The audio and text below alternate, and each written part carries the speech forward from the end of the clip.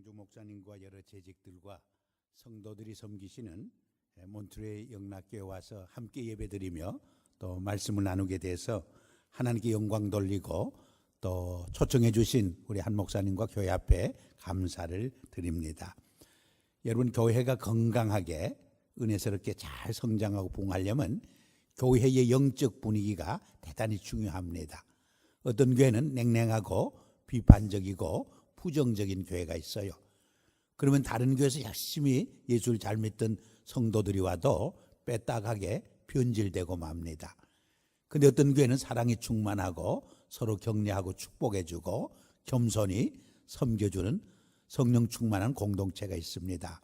이런 교회는 믿음이 좀 없는 분이 와도 믿음이 생겨요. 또 좋은 믿음의 사람으로 변화되고 성장하고 성숙해지는 모습을 보는 것입니다.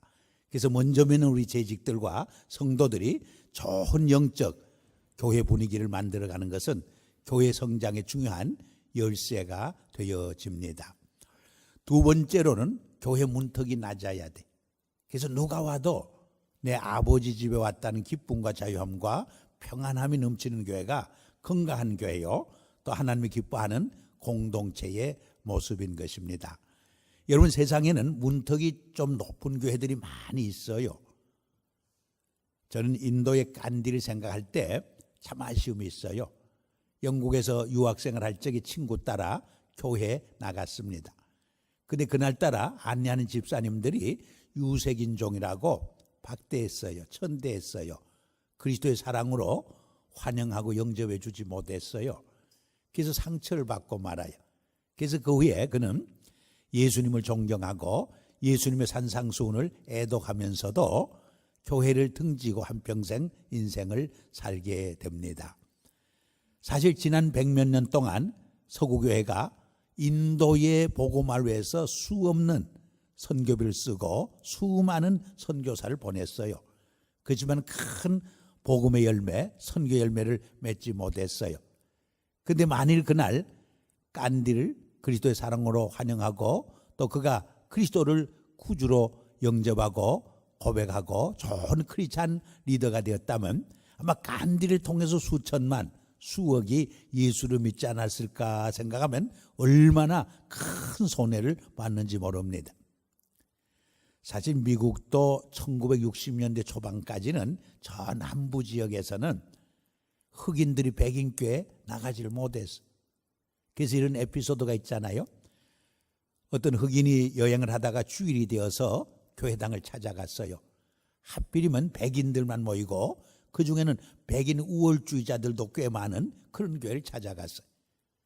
예배당에 들어가려고 했더니 안내하는 그 재직들이 저지해요. 흑인이라고 들어올 수 없다고 막아요. 얼마나 많은 상처를 받는지. 예배당 계단에 엎드려서 엉엉 울면서 주님께 눈물로 기도를 드렸습니다. 그때 비몽사몽간에 예수님이 나타나셔서 위로해 주시더래요. 등을 툭툭 치시면서 너무 상심하지 말라. 이 교회는 나도 못 들어가는 교회다. 여러분, 예수님도 못 들어가는 교회가 있다면 얼마나 아이러니컬한 이야기예요. 근데 세상에 꽤 많이 있어요.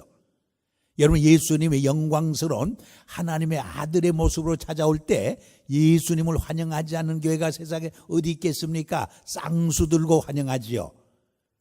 그러나 예수님이 거린의 모습으로, 홈레스의 모습으로, 신체장애자의 모습으로, 유색인의 모습으로 찾아올 때 환영하지 않는 교회가 세상에 꽤 많이 있다는 사실임. 우리 몬트레이 영락교회는 문턱이 낮아서 누가 와도 내 아버지 집에 왔다고 하는 기쁨과 자유함과 평안함이 넘치는 문턱이 낮은 교회가 되기를 주의 이름으로 축복합니다. 이것이 하나님이 기뻐하는 건강한 교회요, 또 하나님이 기뻐하는 공동체의 모습인 줄 믿습니다. 세 번째로는 자랑을 많이 하셔야 돼요. 오늘 우리가 살고 있는 시대를 PR 시대라 그러잖아요. PR이 뭐냐? 피할 것은 피하고 알려줄 것만 알려주는 것. 요새는 PR의 의미가 달라졌다고 그래요. 피가 나도록 알려주는 게 PR이래요. 먼저 예수님 자랑을 많이 해야 돼. 자기 자랑하지 말고. 예수 믿고 내가 구원받고 이렇게 변하여 새 사람 됐습니다. 우리 가정이 이혼하고 깨질 뻔했는데 예수 믿고 이렇게 행복한 가정이 되었습니다. 우리 자녀들이 막 세상으로 탈선할 뻔했는데 예수 믿고 이렇게 훌륭하게 잘 성장하고 있습니다. 예수님 자랑을 많이 하셔야 돼. 두 번째로는 우리 교회를 자랑해야 돼. 우리 몬트레이 영락교회 큰 교회는 아닙니다. 그러나 너무나 가족적이고 사랑이 들끓고 은혜 충만하고 말씀 충만하고 성령 충만한 공동체입니다. 한번 꼭 와보세요. 우리 교회를 자꾸 자랑하셔야 돼요. 세 번째로는 담임 목사님과 또 부교육자들을 자랑해야 돼요. 우리 목사님 너무나 훌륭합니다. 말씀이 너무나 좋습니다. 사랑이 넘칩니다. 은혜가 충만합니다. 성령 충만합니다. 목사님 자랑을 자꾸 해야 돼. 마지막으로는 성도 자랑을 해야 돼. 우리 장로님들 참 훌륭합니다. 너무나 헌신적입니다. 우리 집사님, 권사님들, 성도님들 얼마나 열심히 교회를 봉사하는지 모릅니다. 우리 성가대여 정말 찬양을 잘합니다. 우리 교사들도 훌륭하게 잘 가르칩니다. 교회 자랑을 자꾸 하셔야 돼요. 솔직히 말해서 믿지 않는 사람들에게 자기 교회 자꾸 비판하고 자기 목사님이나 성도들 흉보면 그 교회 나오겠어요? 나오려다가도 36개 도망을 치는 거예요. 한번 따라할까요? 예수님 자랑, 우리 교회 자랑, 우리 목사님 자랑, 우리 성도님 자랑. 예, 이 네 가지만 열심히 하면 부흥하지 않아도 돼요. 1년 동안 열심히 한번 실천하시기 바랍니다. 그때 이 교회가 잘 성장할 것입니다. 배가로 증가될 줄 믿습니다. 꼭 한번 실천하시기를 주의 이름으로 부탁드립니다. 이민 목회가 참 힘들다 하는 그런 이야기를 종종 합니다. 이민 목회에 대한 이런 풍자가 있어요. 어떤 모임에서 코끼리를 울렸다가 웃겼다는 컨테스트를 하는데 아무도 코끼리를 울리지도 못하고 웃기지도 못해요. 근데 이민 목회 하시는 목사님이 가까이 가서 코끼리 귀 속에다가 몇 마디 이야기를 했더니 코끼리가 눈물을 쫙쫙 흘리더래요. 그래서 사회하는 분이 목사님께 물었어요. 도대체 무슨 말을 했기 때문에 코끼리가 저렇게 슬퍼서 우느냐. 그랬더니 그 목사님 한 말이 코끼리 귀에다 대고 너도 이민 목회 한번 해볼래? 그랬더니 코끼리가 슬퍼서 눈물을 쫙쫙 흘리더래요. 이번엔 코끼리 웃기는데 아무도 못 웃겨요. 또 이민 목회 하시는 목사님이 귓속말로 몇 마디 했더니 코끼리가 씩 하고 웃더래요. 그래서 사회자가 또 물었더니 코끼리에게 너도 이민 목회 한번 해볼래? 그렇지 않으면 한번 씩 한번 웃고 말래? 했더니 코끼리가 씩 한번 웃고 말더래요. 이민 목회가 힘들다는 풍자죠. 누가 만든 이야기죠. 그러나 여러분, 이민 목회만 힘든 것입니까? 이민 생활 그 자체가 얼마나 고달프고 힘들 때가 많아요. 한 5년 전에 LA에서는 어떤 가장이 너무 이민 생활이 지치고 힘들고 경제적으로 어려워서 자기 아내를 총으로 쏘고 세 자녀를 총으로 쏘고 자기도 총으로 쏴서 자살하는 끔찍한 사건이 일어나서 큰 충격을 주었습니다. 얼마나 힘들었으면 그렇게 했을까? 조금은 이해가 가고 동정도 되지만은 그것이 해결의 길이 아니잖아요. 그것이 진정 해결의 길이 아니잖아요. 온 천하를 주고도 바꿀 수 없는 고귀한 생명을 끊는다고 하는 것이 얼마나 큰 비극이요 불행이 되는 것입니다. 여러분, 사탄은 우리가 넘어지도록 해요. 우리가 넘어지고 실족할 때 기뻐해요. 춤을 춰요. 박수갈채를 보내요. 그러나 우리 성령님은 슬퍼해요. 마음 아파하셔요. 1943년에 저 뉴질랜드의 힐러리 에드몬트라는 분이 히말라야 산 중에 제일 높은 에베레스트 산정을 오르길 시도했어요. 그러나 오르지 못하고 실패했어요. 그러나 그는 내려오면서 마음속으로 다짐하고 또 다짐을 했어요. 내가 언젠간 돌아와서 저 산정을 오르리라. 만 10년 후 5월 29일, 이 5월 29일 1953년 5월 29일, 이 5월 29일이 중요한 날이에요. 우리 아들 생일날이기 때문에 바로 그날 그 에베레스트 산정을 오르는데 성공해요. 그래서 인류 역사에 처음으로 그 산정을 오른 신기록을 역사에 남기게 되는 것입니다. 사랑하는 여러분, 과거에 오르지 못한 산정이 있습니까? 실패한 경험들이 있습니까?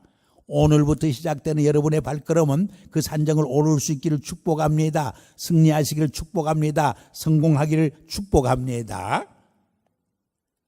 폴 스톨츠라는 분이 역경지수라는 책을 썼어요. AQ라는 책. 과거에는 IQ가 높아야 큰 인생을 살고 성공적인 인생을 살고, 또 EQ가 높아야 가정생활도 행복하고 사회에서도 봉사하고 헌신하는 삶을 산다, 그렇게 생각을 해왔어. 또 주장을 했어. 근데 이분은 AQ가 높아야 큰 인생을 산다고 주장을 했어요. AQ가 뭐냐? 역경지수, Adversity Quotient. 이분은 이 역경지수를 등산하는 삶에 비유했어요. 등산하는 사람들 보면 세 종류의 사람이 있다는 거예요. 너무 힘들면 오르다가 포기하는 사람이 있어요. 퀴터가 있어요. 포기해버려요. 두 번째 사람은 중간쯤 올라가다가 너무 힘들면 거기에 주저앉는 사람이 있어요. 캠퍼가 있어요. 텐트 쳐놓고 거기에 주저앉아 버려요. 그리고 마지막 사람은 힘이 들고 어렵지만은 산정을 오르는 사람이 있어요. 그래서 성공하는 사람이 있어요. 이 사람을 클라이머라고 그렇게 표현했어요. 이 역경지수가 높은 사람을 바로 클라이머라고, 산정을 오르는 사람들이라고 그는 표현을 하고 있습니다. 저는 말씀과 성령의 능력 속에서 여러분이 꼭 산정을 오를 수 있기를 축복합니다. 승리하기를 축복합니다. 성공하기를 축복합니다. 오늘 읽은 본문은 우리가 잘 아는 내용, 이스라엘 백성들이 출애굽해서 40년간 광야를 유리방황하다가 시딤이라는 곳에 갔다가 시딤에서 떠나 요단강에 이르러서 이제 요단강을 건너서 약속의 땅 가나안 복지에 들어가게 되는 이 장엄한 역사적 장면이 전개되는 그런 내용의 말씀인 것입니다. 우리가 잘 아는 대로 가나안 복지는 우리 그리스도인들이 들어갈 천국을 예표하고 상징하는 거예요. 우리 그리스도인들이 이루어야 할 꿈과 비전을 상징하기도 하는 것입니다. 그런데 오늘 본문 4절에 보니까 이 길은 전에 가보지 못한 길이라, 그런 말씀입니다. 여러분, 우리 인생길은 과거에 가보지 못한 초행길이요, 미지의 길이에요. 그래서 두려움이 있어요. 염려와 근심이 많아요. 불안이 있는 거예요. 그러나 새 길에 대한 관심과 호기심이 우리에게 또한 없잖아 있는 것입니다. 이 가보지 못한 인생의 초행길, 미지의 길을 우리가 어떻게 용기 있게 담대하게 승리하며 걸어 들어갈 수 있을까? 오늘 본문을 중심으로 몇 가지로 같이 생각을 해보려고 합니다. 오늘 1절에 보니까 이런 말씀이 있어요. 요사가 아침에 일찍 일어나서, 여기에 언더라인 줄을 끊으시길 바랍니다.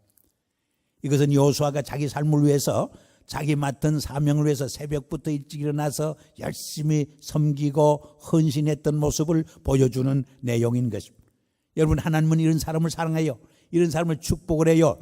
이런 사람을 통해서 하나님의 위대한 구속의 역사와 선교의 비전과 하나님의 위대한 계획과 뜻을 실현하게 되는 것을 우리가 볼 수가 있습니다. 여러분, 하나님은 어떤 계획과 뜻을 이루어갈 적에 늘 사람들을 통해서 이루어가요. 그런데 어떤 사람을 통해서 이루어가느냐? 잘 준비된 사람, 자기 몫을 잘 감당하는 사람, 요수와 같이 새벽부터 일찍 일어나서 열심히 섬기고 헌신하는 사람들을 통해서 이루어 가신다는 사실. 어떤 신학생이 공부는 안 하고 시험장으로 나갔어요. 시험 제목이 성령님에 대해서 논하라, 그런 제목이었어요. 공부를 안 했으니까 답을 쓸 재간이 없어요. 그래서 묵상기도 하는 가운데 이렇게 답을 썼어요. 나는 모르지만은 성령님은 다 알고 계십니다. 교수님이 채점을 하려니까 난처해졌어요. 교수님도 기도 중에 성령님의 지혜를 구했어요. 그리고 이렇게 채점을 했어요. 성령님은 100점이지만은 너는 빵점이다. 여러분, 하나님은 요사처럼 아침부터 일찍 일어나서 자기 몫을 잘 감당하는 사람, 열심히 섬기고 헌신하는 사람을 통해서 하나님의 위대한 구속의 역사와 선교의 비전을 이루어 가시기를 원한다는 사실. 여러분, 수년 전에 일본 사람이 쓴 책 중에 아침형 인간이란 책이 베스트셀러가 된 적이 있어요. 아침 일찍 일어나서 책을 읽으면 머리에 잘 들어와요. 일을 하면 더 효율적으로 많은 일을 감당할 수가 있어요. 그래서 아침형 인간들이 세상에서 훨씬 더 성공적인 인생을 산다는 그런 내용입니다. 수년 전에 어떤 장로님은 새벽형 크리스찬인 책을 써서 각광을 받은 적이 있어요. 우리가 성경 특별히 시편 읽어보면 새벽에 주를 묵상한다, 새벽에 주의 말씀 묵상한다는 말이 얼마나 많이 반복되는지 몰라요. 또 시편 기자는 내 마음을 확정했는데 내가 새벽을 깨우리라 그렇게 외치고 있는 것을 볼 수가 있습니다. 우리 예수님도 새벽 미명에 한적한 곳을 찾아가서 말씀을 묵상하고 기도하는 거룩한 습관이 있었던 것을 우리는 기억하고 있지 않습니까? 저는 이 교회 공동체가 이 역사의 어두운 새벽을 깨우는 공동체가 되고, 또 오늘 참석한 여러분들이 이 마지막 시대에 정말 하나님께 크게 쓰임받는 하나님의 일꾼으로서 살기를 주의 이름으로 부탁하고 축복하고 싶습니다. 제가 목회할 때 은퇴할 무렵 어느 가정을 신방을 했더니 그 가정은 일주일에 한 두서너 번 꼭 가정예배를 온 가족이 모여서 드린대요. 근데 이 가정예배를 드릴 때는 돌아가면서 한마디씩 이렇게 기도를 한대요. 근데 5살 먹은 손주가 그렇게 기도하더래요. 하나님 아버지, 우리 할아버지, 할머니, 어머니, 아버지, 누나 하나님께 크게 쓰임받는 사람들 꼭 되게 해주세요. 할아버지가 들어보니까 너무나 기특하고 좀 우습기도 한데, 그렇다고 기도 중에 웃을 수 없어서 참느라고 혼났다 그래요. 얼마나 아름다운 기도예요.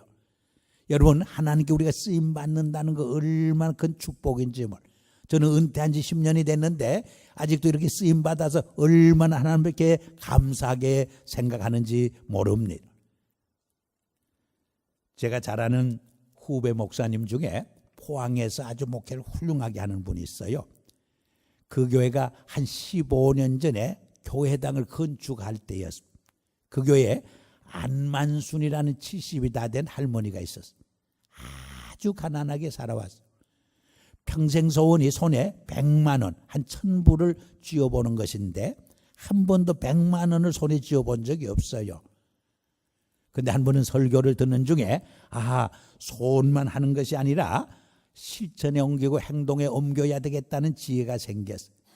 그래서 조금씩 적금을 해가지고 몇 년 만에 100만 원을 손에 쥐게 됐어요. 정말 하늘을 날 것 같아요. 너무나 기쁘고 행복해요. 그래서 그 100만 원을 가지고 어디로 갔느냐, 평생 입어보고 싶었던 한복을 한번 사서 입고 싶어서 한복 가게를 찾아갔어요. 얼마나 물었더니 40만 원, 50만 원 한대요. 근데 얼마나 할머니가 냄새도 나고 옷도 허술하게 입고 모양새도 안 나니까 도저히 한복을 살 만한 실력이 없는 할머니 같아서 그 가게 주인이 사람 취급을 안 해요. 말대꾸도 제대로 안 해줘요. 그래서 많은 상처를 받고 말아요. 그래서 화가 나서 핸드백에 든 은행에서 찾은 100만 원 새돈을 쫙 보여줬더니 그 가게 주인 아줌마가 딱 180도로 변하더래. 얼마나 상냥해지고 애교를 부리면서 서비스를 잘하는지. 그래도 이미 상처를 받았기 때문에 내년에 물건은 절대로 안 산다 작심하고 아이쇼핑만 하는 거예요. 그리고는 또 옆가게 가서 반지도 끼워보고 시계도 차보고 아이쇼핑만 또 했어요. 또 옆가게 가서 구두도 몇 켤레 신어보고 또 아이쇼핑만 했더니 하루가 다 갔어요. 그 집으로 오는데 성령님이 자꾸 발걸음을 교회로 향하게, 마음은 집으로 가고 있는데 발걸음은 교회당으로 가고 있었어요. 그때 교회당이 막 건축 중이었는데 사무실을 찾아갔어요. 목사님을 만나러 왔다고 그랬더니 오늘은 목사님이 나오시지 않는 날이라고 그래요. 그래도 때를 쓰면서 만나고 가야 된대요. 근데 신기하게도 목사님이 그날은 교회에 들리지 않게 됐는데 이상하게 또 들리게 되었어요.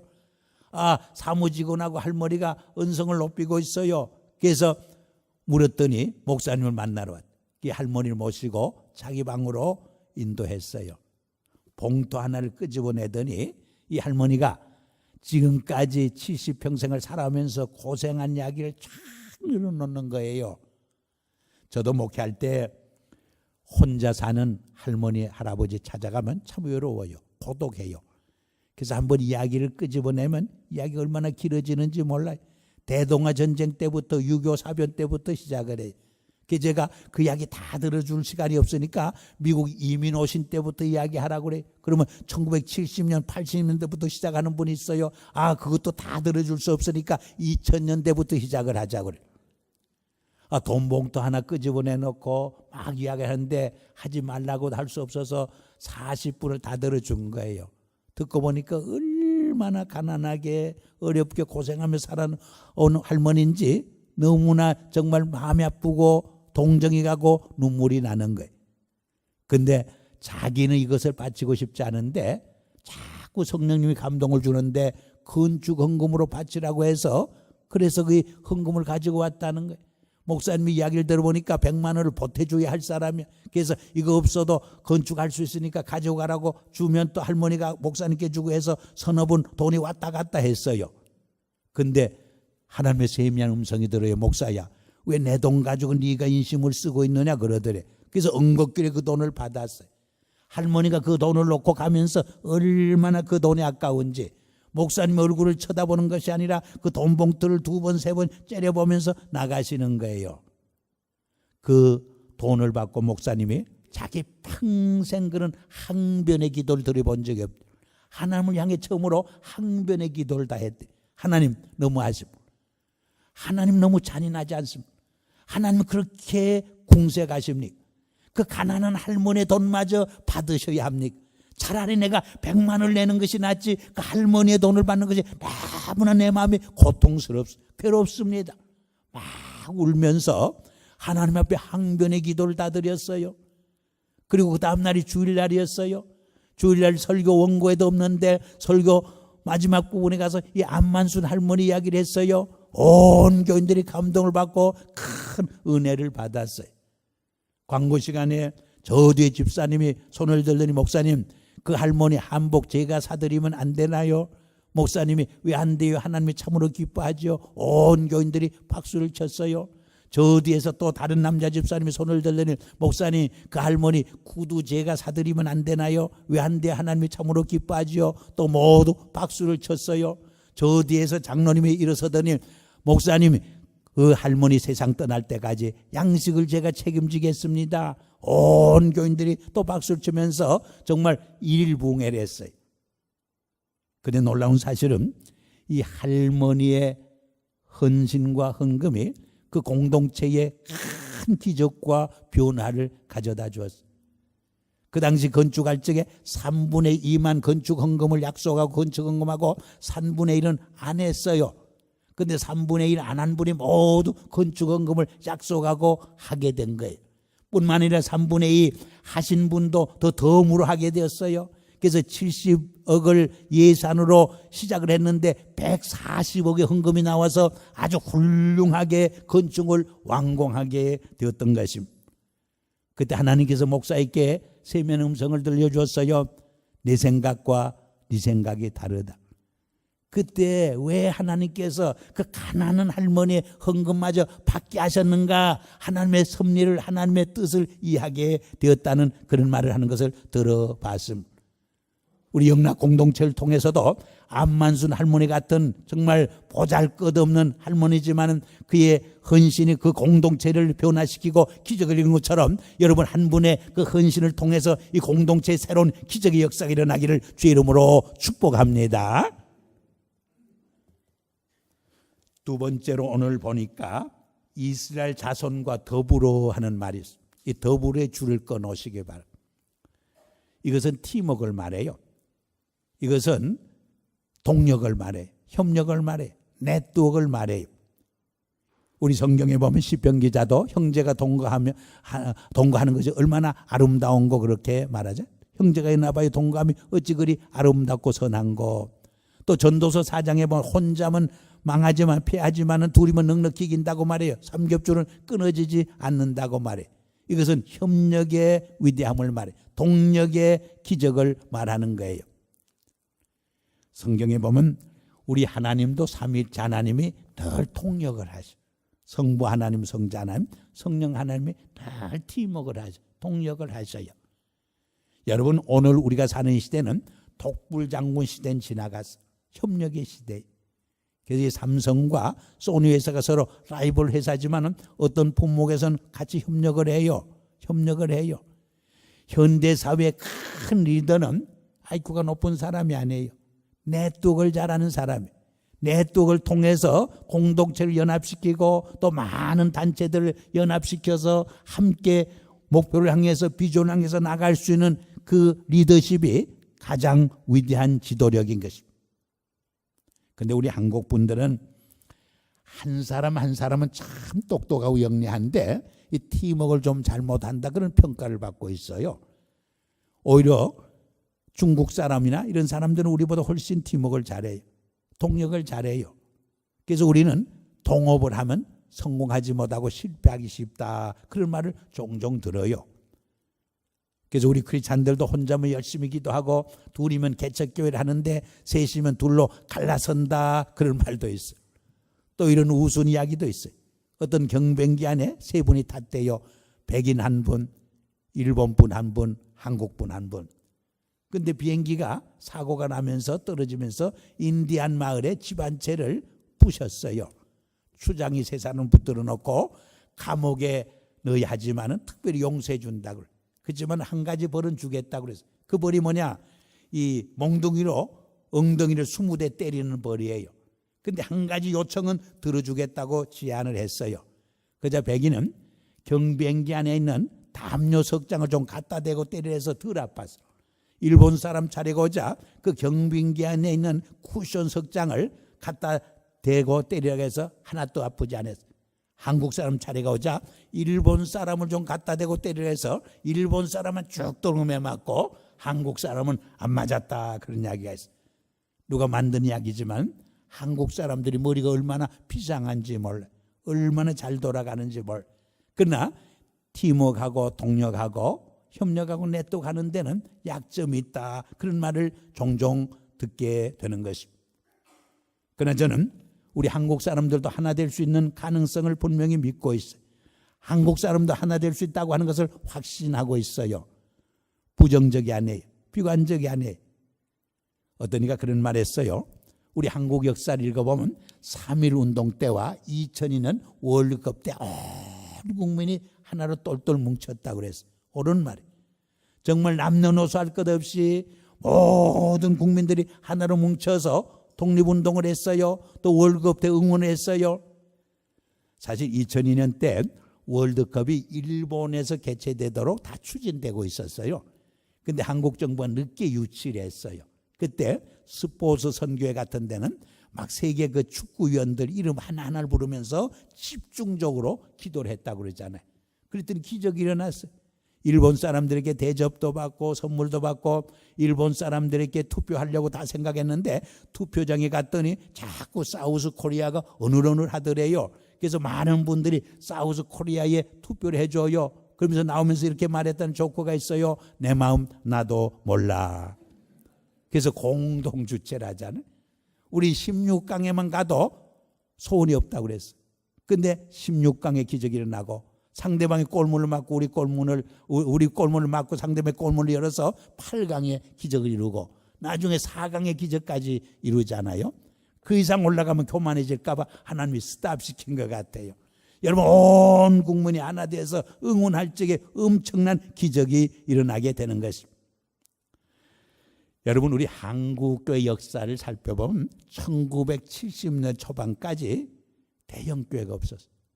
1000명 넘어가는 교회가 몇 개 없었어요. 서울영락교회, 그 다음에 충현교회, 그리고 서다문 노타리에서 시작된 순복음교회, 그 외에 한두 개가 있을까 말까 했어요. 뭐 정동감리교회나 세문안교회도 몇백 명밖에 안 보였어요. 그런데 1970년대 초반에 무슨 일이 벌어지느냐. 온 국민이 민족의 복음을 위해서 여의도에 모여서 연합집회를 빌그람 목사님을 모시고 120만이 모여요. 74년도 엑스포로 때 빌브라이트 목사를 모시고 한 150만이 모여요. 두 번은 외국 강사를 모시고 집회를 했지만은 우리 민족의 복음을 위해서 우리 한국 목사님들 강사로 모시고 하자 해서 200만씩 모여서 큰 연합 집회를 이루게 돼요. 그때 한국 사회에 영적 큰 충격을 줘요. 그래서 그 전까지는 우리 한국교회가 연 7% 성장하지 못해요. 그런데 이 4번에 걸친 연합 집회를 통해서 한국 사회에 큰 영적 충격을 주면서 35% 성장을 이루게 돼요. 그래서 70년대 후반 80년대에 많은 대형교회가 생기게 돼요. 이 통합식만 해도 소망교회, 무슨 오누리교회, 명성교회, 주안교회 모든 그 교회들이 그때 다 이루어지는 모습을 보지 않습니까? 엄청난 기적이 일어나요. 그리고 그 전까지만 해도 우리는 피선교 국가였어요. 선교사를 받아들인 나라였으나 선교사를 파송하는 나라로 변해요. 그래서 지금은 미국 다음으로 25,500여 명을 세계 선교사로 파송한 선교 대국이 된 줄 믿습니다. 여러분, 영락교회 100명, 200명 성도들이 정말 연합해서 하나로 뭉쳐서 외칠 적에 이 몬트레이를 변화시킬 수 있어요. 영적으로 큰 충격을 줄 수 있어요. 이 몬트레이는 10몇 교회가 정말 연합해서 하나로 뭉칠 때 이 북가주를 변화시키게 되는 줄 믿습니다. 3,500개 우리 한인 이민교회가 정말 연합을 적에 미국 사회와 세계의 큰 영적 충격과 변화를 갖다 줄 수 있게 되는 줄 믿습니다. 그런데 연합과 팀워크를 위해서 몇 가지 원리가 있어.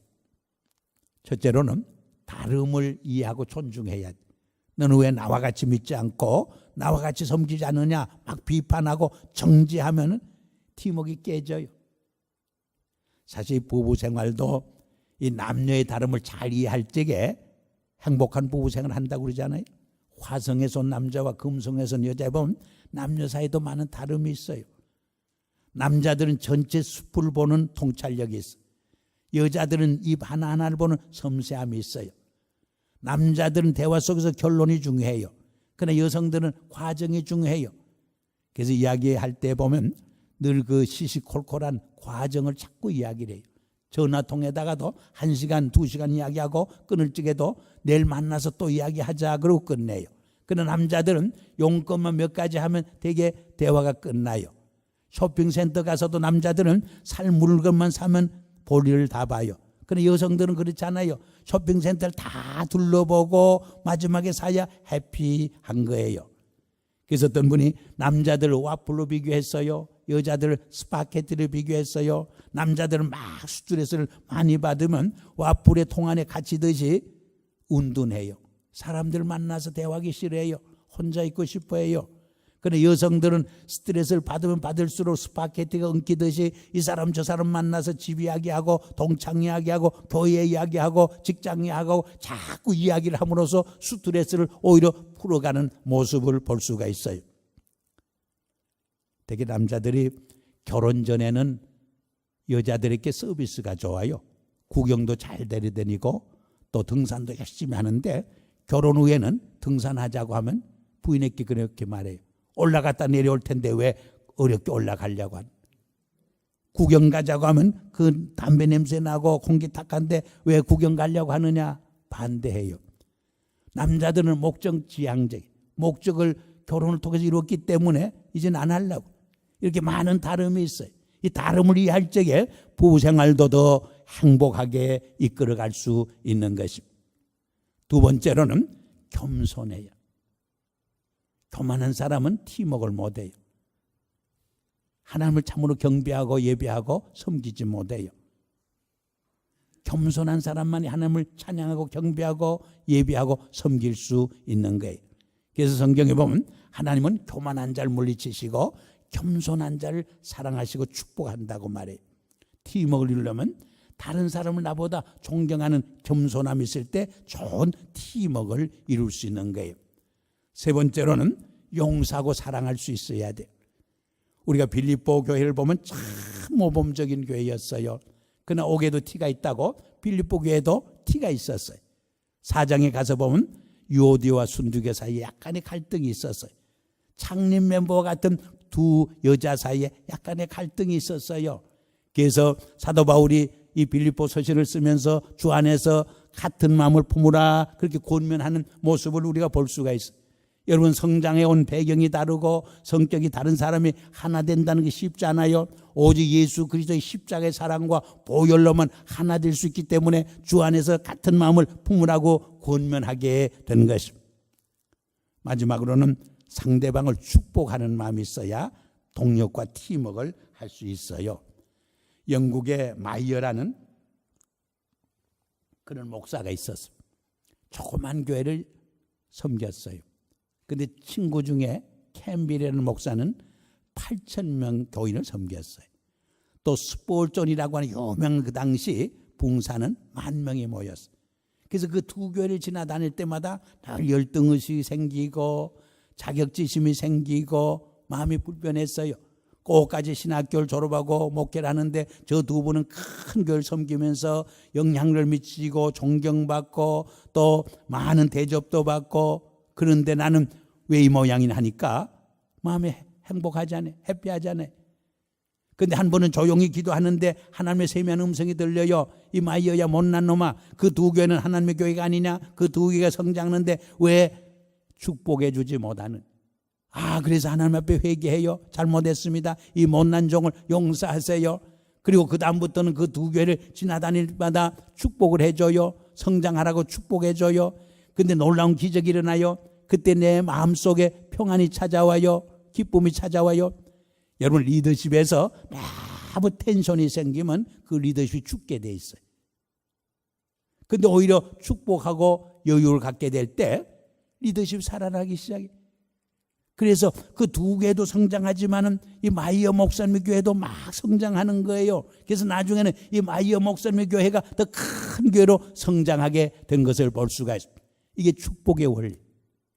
예수님 뭐라고 말했죠? 남에게 대접을 받고자 하는 대로 먼저 남을 대접하라. 이것이 율법과 선지자의 대강령이라고 그랬어요. 그때는 구약만 있고 신약이 없는 때요. 이 율법과 선지자가 뭐예요? 구약을 말해요. 성경의 축복의 원리가 뭐냐? 황금률이 뭐냐? 상대방을 축복해 주라는. 이 전도 얼마나 귀해요. 전도에서 그분이 복음을 받아들여서 영혼이 구원받고 새 사람 되면 얼마나 기뻐요. 안 받아들이면 그 축복이, 그 복음이 내게로 와서 나를 축복해 주는 거예요. 그러므로 상대방이 복음을 받아들여서 변화되고 구원받기도 위해서도 물론 해야 되지만 또 안 받아들여도 자기가 축복받으니까 얼마나 큰 축복이 되는지 몰라요. 세 번째로 오늘 본문에 보니까 요단강을 건너기 전에 3일 동안 유숙했다. 그래, 유숙했다. 3일 동안. 서양 속담에 바쁘면 돌아가라는 말이 있어요. 너무 바쁘게 서둘다 보면 바른 판단력을 상실하고 말아요. 그래서 우리는 바쁠수록 조용히 묵상하고 기도하고 휴식하는 시간을 가질 필요가 있어요.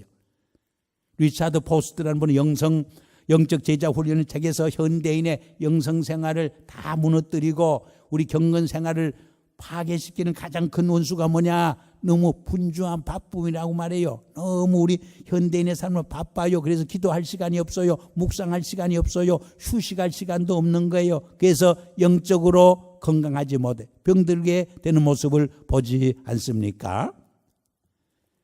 그래서 우리는 아무리 이민 생활이 바쁘지만은 잠깐 발걸음을 멈추고 우리의 삶의 현주소를 점검하고 평가해 봐야 돼. 내가 크리스찬으로서 이렇게 살아도 되는 것인가? 내가 재직으로서 이렇게 교회를 섬겨도 되는 것인가? 한 번밖에 없는 인생길 어떻게 사는 것이 후회 없는 가장 보람된 가치 있는 삶을 살 수 있는 것인가? 이런 질문을 가끔 던져봐야 돼요. 폴 쿠라트라는 분은 미시간에 살았는데 한 번은 자동차 운전하다가 폐광, 광산이 이제 못 쓰게 된 그 폐광 옆에 앉아서 휴식을 취했어요. 휴식을 취하면서 조용히 묵상을 하는데 기발한 사업의 그 영감이 떠올랐어요. 이 폐광을 이용해서 자연 냉동 회사를 만들면 크게 사업에 성공하겠구나 그런 생각이 들었어요. 그래서 주인을 수소문해서 팔라고 했더니 이 못 쓰는 폐광 팔기는 뭘 파느냐? 공짜로 가지라는, 그것을 이용해서 자연 냉동 회사를 만들어서 크게 사업에 성공을 합니다. 만일에 돈을 주어고 불로도자로 땅을 파서 했던 비용이 많이 들어서 성공하기가 어려웠을지 몰라요. 이 점에서 휴식과 묵상의 시간은 시간 낭비가 아니에요. 재창조의 시간이. 영어로 휴식고락을 뭐라고 그래?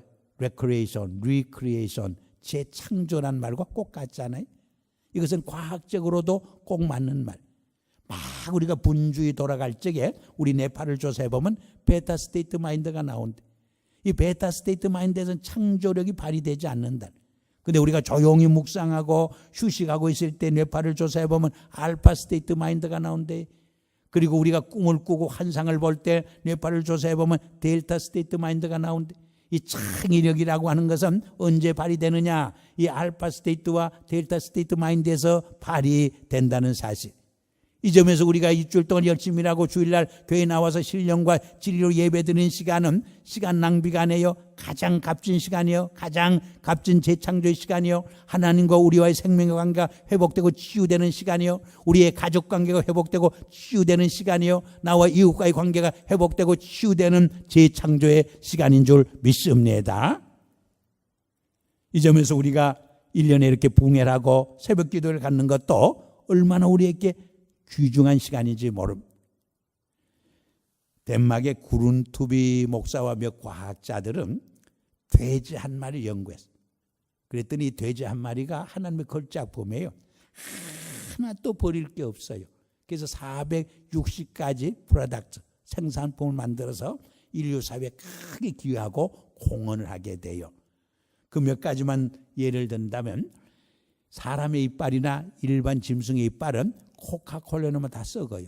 녹아버려요. 근데 돼지 이빨은 코카콜라 넣어도 녹지 않아요.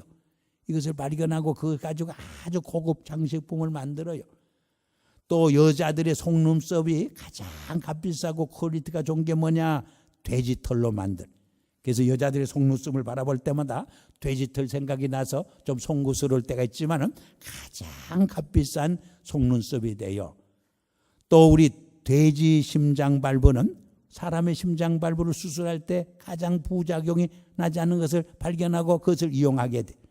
돼지 똥이 더럽다고 막 흉보지만 가장 좋은 퇴비가 되는 것을 우리가 발견하게 돼요. 또 뮤직 테라피에서 뚝뚝뚝 하는 그 소리를 어디에서 착안하느냐? 돼지 목소리에서 착안해.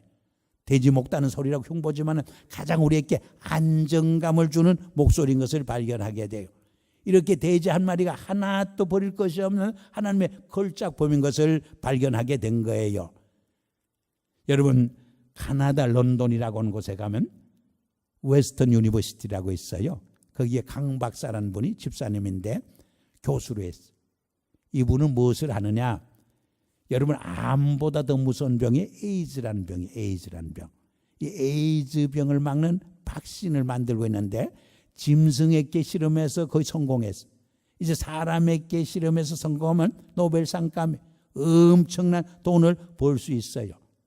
근데 이분이 얼마나 바쁜지 세계에 많은 학회 다니면서 강연해야 되는데 이분이 얼마나 믿음이 좋은지 토요일 날은 멀리 갔다가도 집으로 돌아와서 주일날 교회 와서 예배를 드려요. 그리고 제자 훈련해요. 성경 공부를 가르치고 있어요. 제가 그분과 1시간 이야기를 하면서 많은 감동과 도전을 받았어요. 그 집사님이 그래요. 자기는 하루를 어떻게 시작하느냐? 자기 연구실에 가서 성경을 몇 장 꼭 읽는데요. 그리고 기도로 하루를 시작한대요. 하나님, 오늘도 이 하루가 하나님께 영광이 되고 인류의 번영과 평화를 위해서 뭔가 기여하는 창의적인 하루의 삶이 되게 해주세요. 그렇게 기도함으로 시작한대요. 여러분, 우리 크리스찬들은 세상 사람보다 훨씬 더 창의적인 인생을 살아야 돼요. 인생을 창의적으로 바라볼 수 있고 창의적인 삶을 살 수 있는 사람들이 그리스도인 것을 명심을 하셔야 합니다. 네 번째로 여기 보니까 제사장들이 언약궤를 메고 먼저 요단강을 건너게 했어요. 그리고 2,900점 떨어서 백성들이 따라가게 했어요. 이것은 무엇을 말하느냐? 가장 하나님의 법궤를 잘 바라볼 수 있는 거리를 2,000규빗으로 생각했기 때문에 여러분, 이 언약궤 법궤는 이스라엘 백성들에게 아주 하나님의 임재와 현존을 상징하는 생명과 같은 것이었어요. 히브리서 9장 4절에 보면 모세가 시내산에서 받은 돌비가 그 안에 하나님 말씀이 새겨진 그 돌비가 들어있었고 또 아론의 쌍난 지팡이가 들어있었고 광야 40년 동안 유리방에서 하늘에서 만나를 내려서 먹여주신 그 만나를 그릇, 금 항아리 만나 그릇이 그 안에 들어있었어. 이것은 바로 하나님의 임조의 현존을 상징하는 그런 소중한 것이었던 것을 우리는 깨닫게 됩니다. 이것을 앞세우고 강을 건너겠어. 이것은 무엇을 말하느냐? God first. 하나님 제일주의. 하나님을 늘 앞세우고 하나님 말씀을 쫓아 따라가고 성령의 인도를 받는 삶을 말해. 우리는 성령님보다 앞서가도 안 돼요. 하나님 말씀보다 앞서가면 안 돼요. 그러면 인본주의가 돼요. 자기중심적인 삶으로 떨어지게 되는 거예요. 여러분, 하나님의 주권을 100% 인정하며 사는 삶을 의미하는 거예요. 그러면 하나님께서 우리를 책임져 주셔요. 너희 중에 새 일을 행하리라. 기사를 행하리라. 너희의 갈 길을 알게 하리라 그랬어요.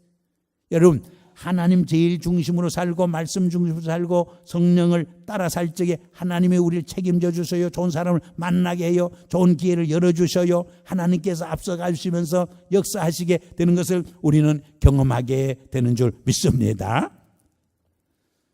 제가 어려서 아버지한테 붓글씨를 몇 번 배웠어요. 제가 막 목에 힘을 주고 팔에 힘을 주고 글을 쓰면 글이 엉망진창해.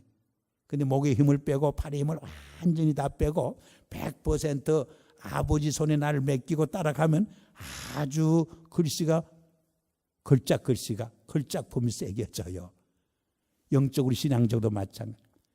나를 완전히 하나님 앞에 맡기고 의존하고 따라갈 때 하나님이 우리를 복의 근원이 되게 축복의 통로로 삼으셔요. 우리의 삶을 걸작분생으로 빚어 가시게 되는 줄 믿습니다.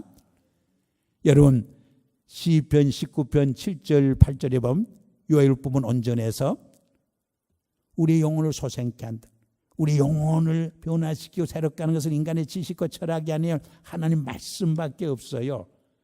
여러분, 히브리서 4장 12절에 뭐라고 그랬어요?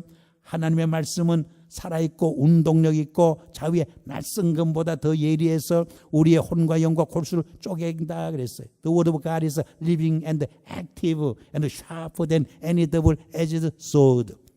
또 디모데후서 3장 15절 이하는 뭐라고 말해요? 하나님의 말씀은 하나님의 감동으로 돼. All scripture is God's breath. 하나님의 영감으로 돼서.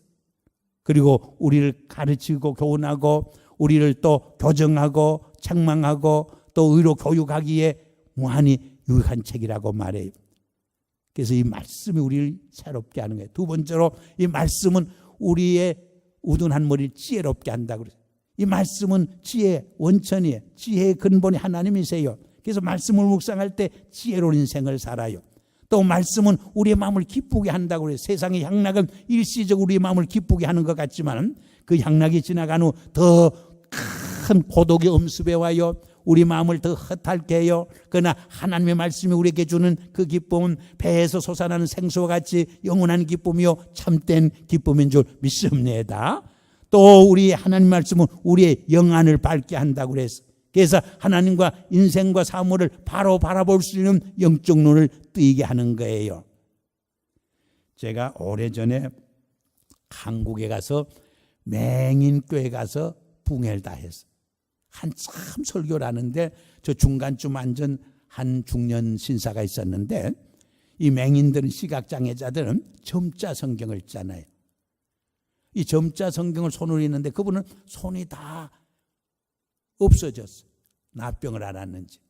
그러니까 이 손으로 점자 성경을 읽을 수 없으니까 입술로 읽는 거예요. 입술로. 입술이 얼마나 센시티브해요. 막 터져서 핏물이 나요. 그러자 조금 있다가 혓바닥을 읽기 시작해요. 혓바닥이 얼마나 예민하고 센시티브해요. 그러자 그 눈에서 고통의 눈물과 하나님의 말씀이 꿀보다 더 달기 때문에 솟아나는 기쁨의 눈물이 함께 섞여서 막 흐르는 거예요. 제가 그 장면을 지켜보면서 얼마나 큰 충격을 받게 되었는지 몰라요.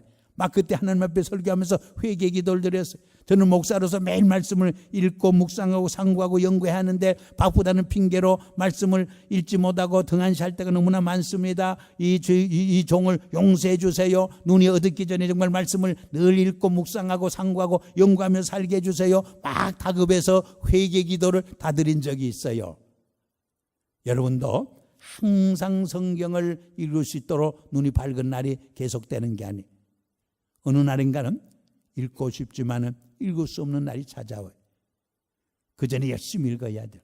하루에 석 장 읽고 주일날 5장 읽으면 1년에 신구약 성경을 다 읽을 수 있어요. 예수를 10년, 20년, 30년이면서 그래도 신구약 성경을 한번 깊이 정독해야 되지 않겠어요? 우리 한국의 초대교회 역사를 보면 세례를 베풀 때 5가지를 점검했어요. 신구약 성경을 읽었을 때 세례를 주었어요. 또 한 사람 이상 전도해 왔을 때 세례를 베풀었어요. 술, 담배 한다고 구원받지 못하고 천국에 못 가는 것은 아니지만 서양 선교사들이 한국에 와보니까 이 술, 담배가 우리 사회에 많은 악영향을 미쳐요. 그래서 금연운동을 한 것이 한국교회 아름다운 전통이 되었어요. 그리고 그때는 부자가 소실이라고 해서 많은 첩을 데리고 살았어요. 그것을 정립케 했어요. 결혼하지 않은 남녀 총각들은, 자녀들은 결혼 대상자가 그리 참가해서 기독교인의 가정을 이루겠다는 약속을 할 때 세례를 베풀었어요. 아마 이 5가지를 우리 이민교회 전부 적용하고 점검하고 준다면 우리 재직 중에 세례 받지 못할 분도 들어있을는지 모르겠어요. 우리 몬트레이 영락교회는 제외지만 저 건너편에 있는 교회들. 오늘 본문에 보니까 특별히 성결식을 거행했어요. 이것은 뭐냐? 애굽에서 살던 노예의 근성을 다 뿌리째 뽑아버리고 애굽과 광야에서 섬기던 우상 종교와 세속 생활을 다 탈피하고 가나안 땅에 가서 새 사람으로 새 삶을 살기를 약속하는 거예요. 우리 그리스도인들은 십자가에 날마다 옛사람을 못 박아버리고 그리스도와 함께 날마다 새롭게 사는 것이 그리스도인의 삶이 아니겠습니까? 시카고 대학교에 유명한 경제학 교수가 있어요. 지금 아마 은퇴했는지 모르겠어요. 한 20년 전에 노벨 경제상을 받았어요. 로버트 포겔이라는 분. 이분이 쓴 가장 대표적인 책이 뭐냐? 미국의 영적 각성운동과 부운동과 미국의 경제 성장. 미국이 언제 정치적으로 경제적으로 성장하고 부강한 나라가 되고 세계 속에서 큰 영향을 미치는 지도력을 발휘했는가? 영적으로 각성하고 부흥했을 때는. 근데 영적으로 쇠퇴했을 때 정치적으로 경제적으로 쇠퇴했다고 그런 지적을 합니다. 옳은 말. 우리가 겉으로는 정치를 잘못하고 경제가 나빠서 우리가 못 사는 것 같지만 그렇지 않아요.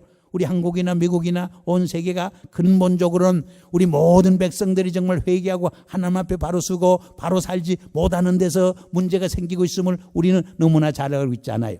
미국에 왔던 그 경제 파동도 정직하게 기업을 하지 않냐고 욕심을 부려서 했기 때문에 말하자면 경제가 파탄나는 위기를 가져오지 아니했습니까? 한 국가와 한 공터의 진정한 힘은 경제력이 아니에요. 군사력이 아니에요. 정치력이 아니에요. 그 나라의 국민들의 정신의 도덕성이에요. 그 국민의 정신과 도덕성은 바로 이 믿음과 영성에서 나오는 것을 우리는 분명히 알아야 하는 것입니다. 마지막으로 하나만 더 말씀드리고 말씀을 맺겠는데 6절 말씀 같이 읽기를 원합니다. 6절 말씀, 여호수아가 또 제사장들에게 말하여 이르되 언약궤를 메고 백성에 앞서 건너라 하며 곧 언약궤를 메고 백성에 앞서 나가니라. 제사장들이 백성 앞서 나갔단 말이 2번 나와요. 여러분, 한 공동체나 한 국가나 한 사회가 잘 되려면 그 공동체와 사회를 이끄는 리더들이 한 발 앞서가야 돼. 솔선수범해야 돼. 우리 한국 사회에서 왜 큰 문제가 생기느냐? 정치 지도자들이나 사회 지도자들이 바로 사지 못했기 때문에. 백성들에게만 법을 강요하고 지도자들은 법을 지키지 않을 때 그 사회와 공동체는 병들게 되는, 무너지게 되는. 우리 교회도 마찬가지. 이 교회를 이끌어가는 중직들이 정말 성수질, 말씀 공부, 기도 생활, 전도 생활, 헌금 생활, 정말 진정한 섬김의 생활에 솔선수범해야 돼. 모범을 해야 돼. 그래야 이 공동체가 건강하게 성장하게 되는 법인 것입니다. 여러분, 한국 교회가 저절로 성장한 게 아니에요.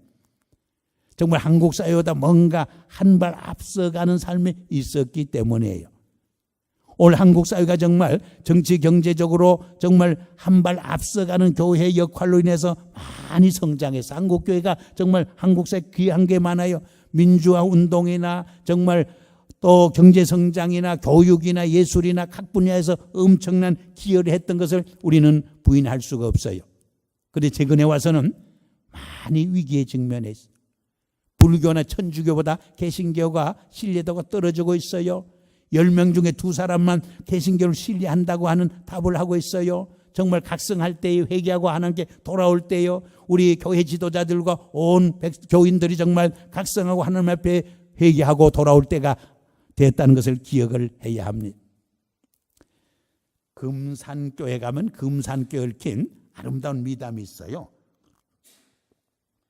거기에 조덕삼이라는 부자 어른이 있어.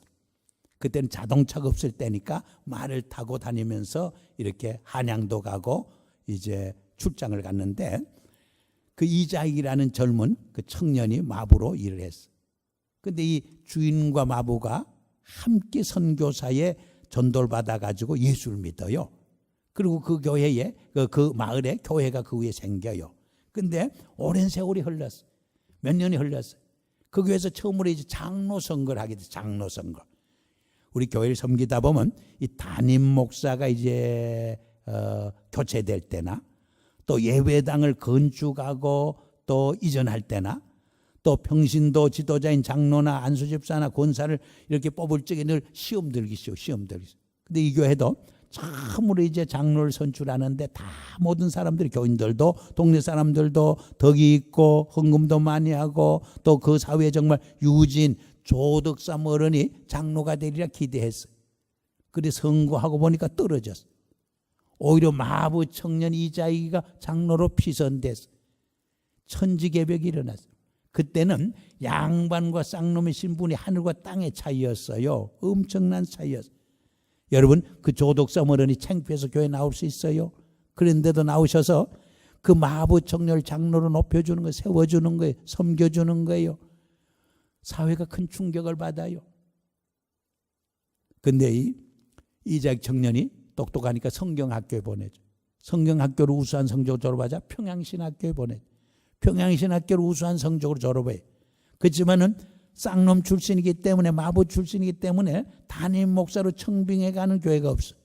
그저 이 조덕삼 어른이 자기 교회로 다시 모셔와요. 그 밑에서 장로로 섬겼어요. 근데 이자익 목사가 누구냐?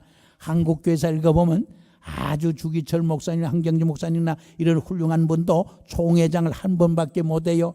이분은 총회장을 3번씩이나 역임하면서 한국교회와 한국사에 엄청난 지도력과 영향력을 발휘하게 됩니다. 그런데 이자익 목사를, 참으로 위대한 이자익 목사를 만든 분이 누구예요? 이 조덕삼 장로예요. 하나님께서 조덕삼 장로를 축복하지 않았겠어요? 그 손주되는 분이 일본 대사도 하고 국회의원도 하는 조모 씨란 말을 들어본 적이 있어요. 여러분, 위대한 목회자는 교인들에서 만들어지는 거예요. 이러한 한 발 앞서가는 삶의 모범이 있었기 때문에 한국에 성장하고 부흥한 거예요. 한국 사회를 변화시킨 거예요. 한국 사회에 엄청난 영향을 미치게 된 거예요.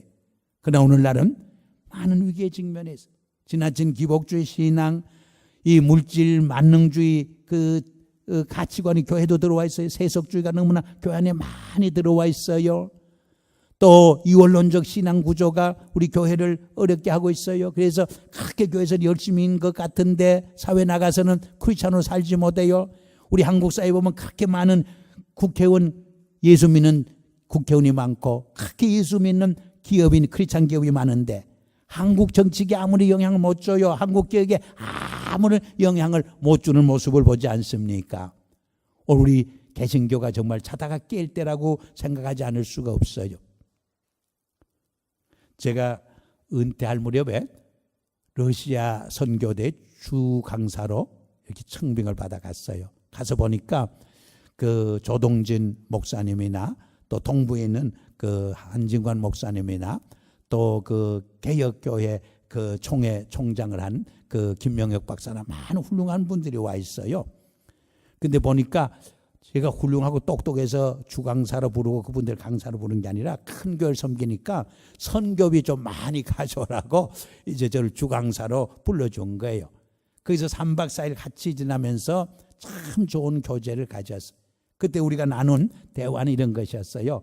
젊어서는 정말 세계적인 신학자가 되고 싶었고 정말 위대한 명설교가 되고 싶었고 그랬지만 이제 60이 다 넘고 보니까 이 신학도 중요하고 설교도 중요하지만 크리스찬의 삶이 더 중요한 것을 깨달았다는 그런 간증을 나누었어요.